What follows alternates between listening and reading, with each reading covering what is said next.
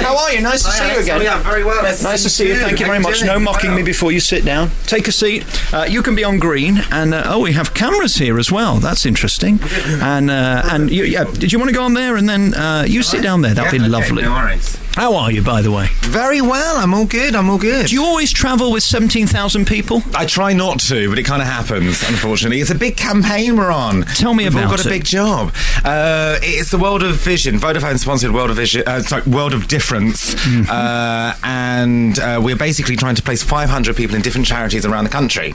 And so that's what we're doing. We're travelling country. We're talking to people that did it in 2009. Our lovely girl here. Hi. Hello. What's your name? I'm Libby. Hello, Libby. Nice to see you. And so we're going around and we're spreading the message and just trying to get as many people involved with charity work as much as possible. And Vodafone, what they're doing is they're paying people to go and work in the charity for 2 months. So it's absolutely brilliant.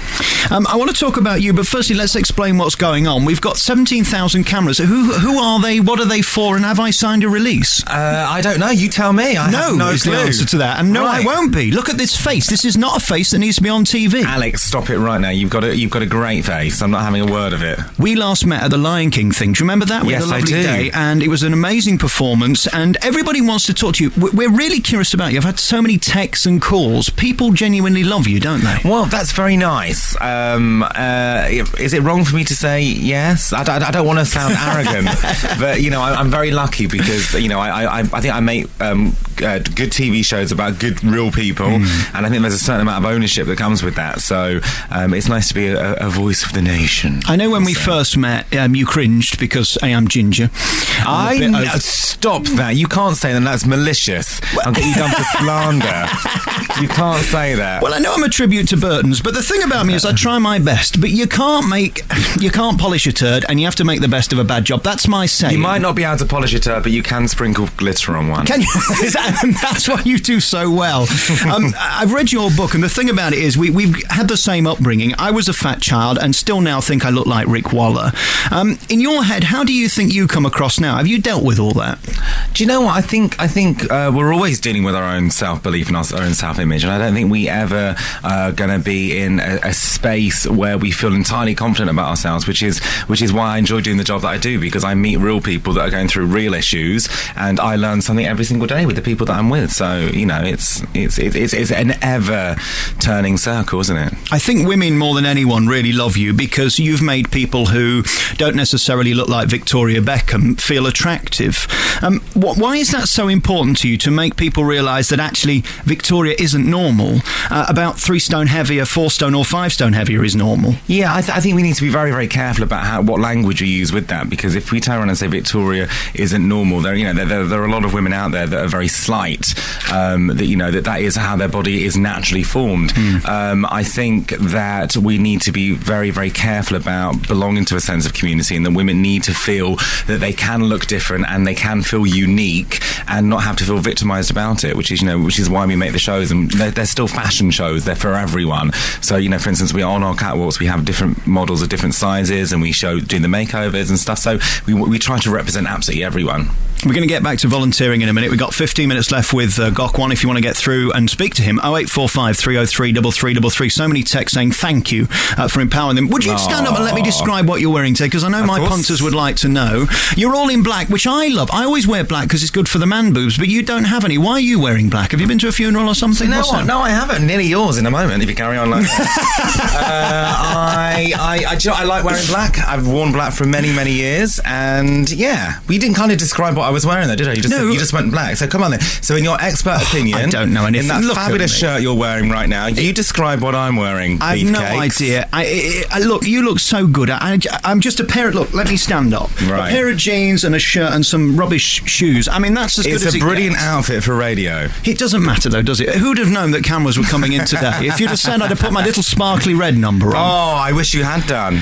So what is that? Is that a camisole? What would you call it? Do you know what? I'm just wearing a very, very simple sweater. I'm wearing a pair of black trousers and a pair of white trainers. There you go. I mean, not very nice. Glamorous at all. And you look tremendous, and congratulations. Oh, you are gorgeous, as always. We haven't got time to talk about your story in full, but really you've come so far, both emotionally and physically as well, and it's not easy, is it? And do you know what? I don't think any life is easy. I think all of us have, different traumas and, different struggles in our lives. And, which is one of the amazing things about working on this campaign, I have to say, is that I'm meeting literally hundreds and hundreds of people that have got a real life story. And, how many times do you get that opportunity in your life? It's brilliant. Let's talk about those people now then. This campaign, set it up for me. What's the point of it and why are you involved? Okay, so, Vodafone have sponsored the World of Difference campaign. Okay, so they did it in 2009 to start off with. This is the second year running. And what Vodafone have done is they're putting 500 people into placements in different charities around the country. So it's as easy as this. You choose the charity you want to go and work for,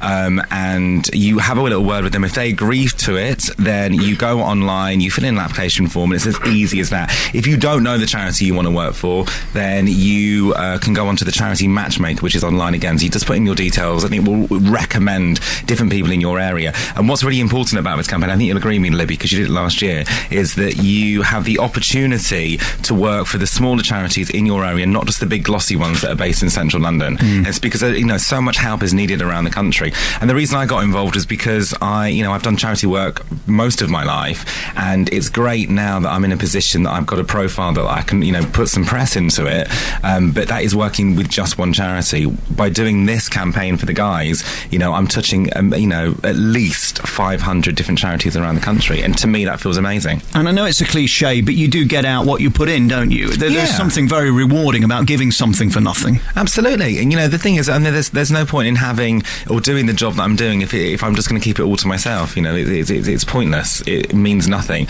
And so, like I say, it's about sharing. Did you enjoy it, Libby?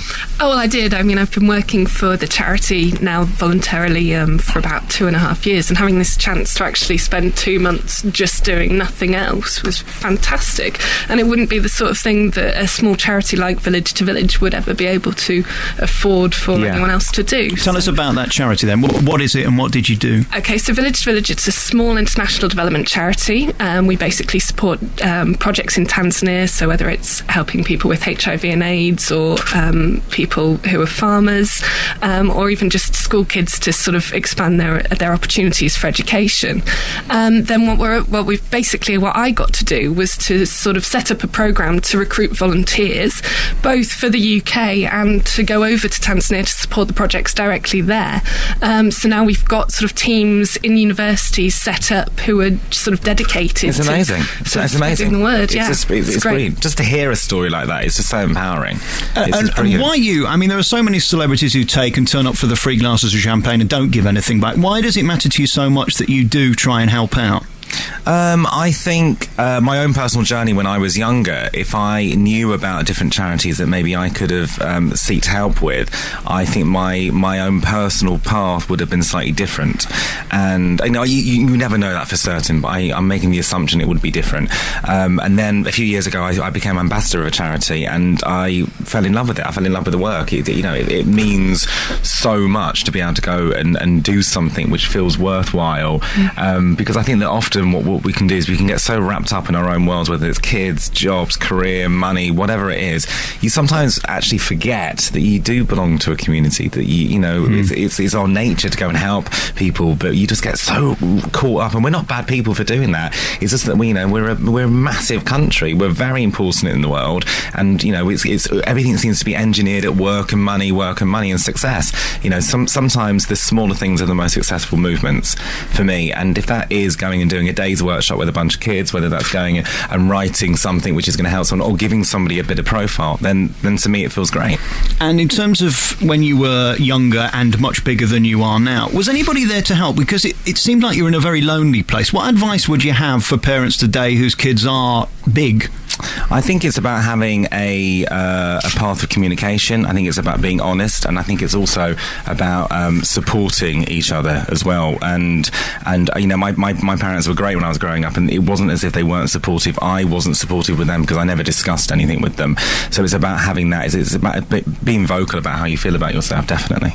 And do you think coming to terms with sexuality and who you are as a person is a big part of that as well? Yeah, I think so. I always say if anyone can come out, then they can do anything in the world, because it's hard. child, you go through a very, very big adult emotion at a very young, tender age, and I don't think that anyone should have to be in fear of losing the people that they love because of their sexuality, and you know.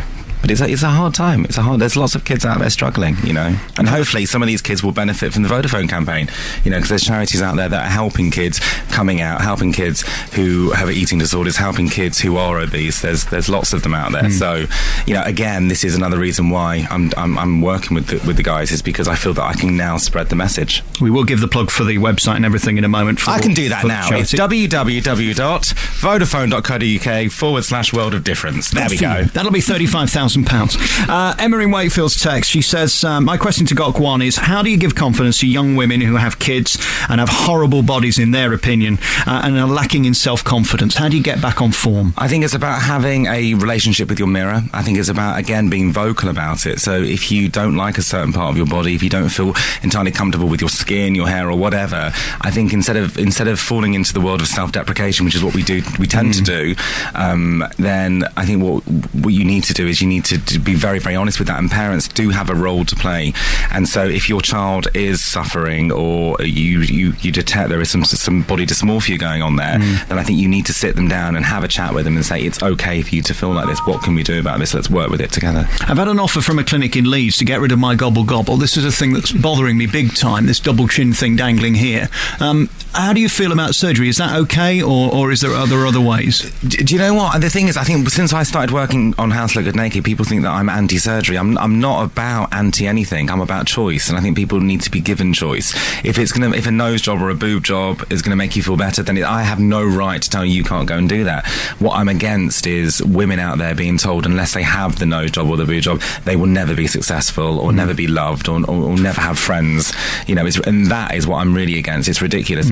All of us have choice. It's about having that choice given to us. And the man boobs, what about those? I mean, they're my I'd quite like to massage them, actually. Would you really? Yeah, absolutely. Well, yeah. let's go and play Give me a moment, I'll climb over the desk. And thank you for coming in. It's always nice to see you, Gok. And I presume this man wants a photo with us together, do you? Do you want me to do... Let's do that now, being as we've got 16 cameras. Let me stand... Okay. I'll come over to you. Right, okay. Then, all right, lovely. This might be part of it. Do you want to stand... Okay, yeah, okay. So, yeah, all right, okay. So we're having a photo taken. We're live on air. That's yeah, fine. well, you know, here we are. Okay, nice big smiles for me, lovely. Nice big smile. Lovely. How's that? Alex, put your trousers back on, you filthy son. Thank you very much, lovely. I'll come and sit back down now. Well, that's been a thrill, and how nice of you to come in. What are you up to today, then? Where are you off to now? Well, after this, we're going to go up to Newcastle, spread some more love, and then we're going up to... stop it. And then we're going up to Glasgow. Yes. And then we're over to Belfast. So, yeah, so it's a bit of a whirlwind tour. And you're on a big bus. We're on a big bus nice. downstairs, the Love Bus. When you leave the building, be careful you don't get on the other bus, because that could be very, very embarrassing. And Libby, thank you very much for coming in. Thank you. One last plug then for your thing. What's your website? If the lady turns around, and then you can get that in, and then you'll be happy. And Libby, do you want to read it out? Yeah, it is vodafone.co.uk yes. /world of difference. And if anyone wants to work for Village to Village as well, we're always looking for new volunteers. Lovely. Wonderful. Has this been okay? I've seen a lot of grimacing around. Is everything okay? Today? No, it's do you know what? It's not from you, by the way. No. Everything is absolutely fine. We're having a great time. Good. Do you know what? We have literally travelling the country in 3 days. I just don't. I would hate to think I've offended you because I like you so much. Why do you think that? I've seen some looks around the 400 people you've got with you. No, everything's okay. Good. Listen, fine. Liz Green loves you as well. She's on afterwards. She would have liked to have seen you, but unfortunately, it didn't work out. But Liz Green thinks you're marvellous, so there you go. And my punters love you very much. And thank you very much for coming in. You're more than welcome. Live at BBC Radio Leeds. Good luck with everything. And thank you very much. Good luck in Newcastle. Cause I'm cool.